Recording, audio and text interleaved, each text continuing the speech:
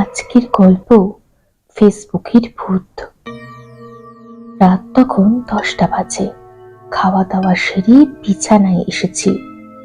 বিছানাতে শুয়ে মোবাইলে ফেসবুক খুললাম। ফেসবুকের প্রথম ভিডিওতে দেখলাম হরিতলা গ্রামে রহস্যময় ভাবে 4 জনের গলা কাটা লাশ পাওয়া গেছে। রাতে খবরটা শুনে কেমন বুকটা থক থক বেড়ে গেল। তারপর মোবাইলটা বন্ধ করে দিলাম, ঘুমিয়ে পড়লাম। আমি ঘুমিয়ে ঘুমিয়ে দেখছি হরিতলা গ্রামের সেই গলা কাটা লাশটা বাড়িতে এখন। সেখানে আমি দেখতে পেলাম সেই 4টি গলা কাটা মৃতদেহ পড়ে রয়েছে। হঠাৎ মৃতদেহগুলো উঠে দাঁড়িয়ে পড়লো। দেখি হাড় হিম হয়ে গেল আমার। তারপর গলা কাটা মৃতদেহ আমার দিকে 4 জন মিলে এগিয়ে আসছে। তাদের হাতে একটা ছুরিও ছিল। তারপর তারা ছুরি দিয়ে আমার উপর আঘাত করার জন্য তুলল।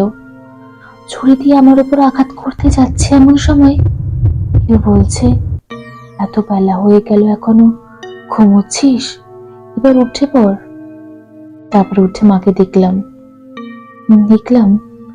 মাকে বললাম, মা তুমি? তারপরে মনে হলো ওটা স্বপ্ন ছিল, কিন্তু ভোরের স্বপ্ন মনের মধ্যে আতঙ্ক থেকে গেল। তোমাকে অনেক ধন্যবাদ আমাকে ডাকার জন্য, না হলে আমি তো এখনই মারা যেতাম সেই 4 জন গলা কাটা লাশের কাছে। এসব শুনে মা বলছে, মানে গলা কাটা? কি বলছিস? তারপর আমি মাকে সকালবেলা ঘটনাটা খুলে বললাম। মা বললেন, রাম রাম। তখনই দৌড়ে ঠাকুর ঘর থেকে গঙ্গা জল এনে আমার গায়ে হাত পায়ে ছিটিয়ে দিল।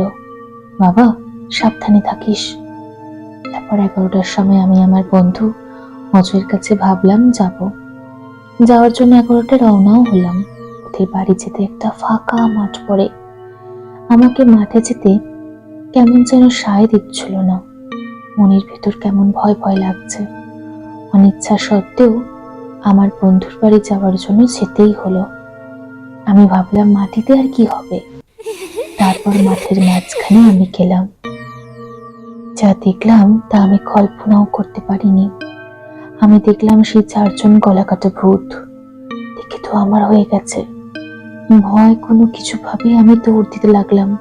কোথায় যাবো বুঝতে পারছি না, কিন্তু মাঠের ঢিলে বেঁধে ট্রাম করে পড়লাম।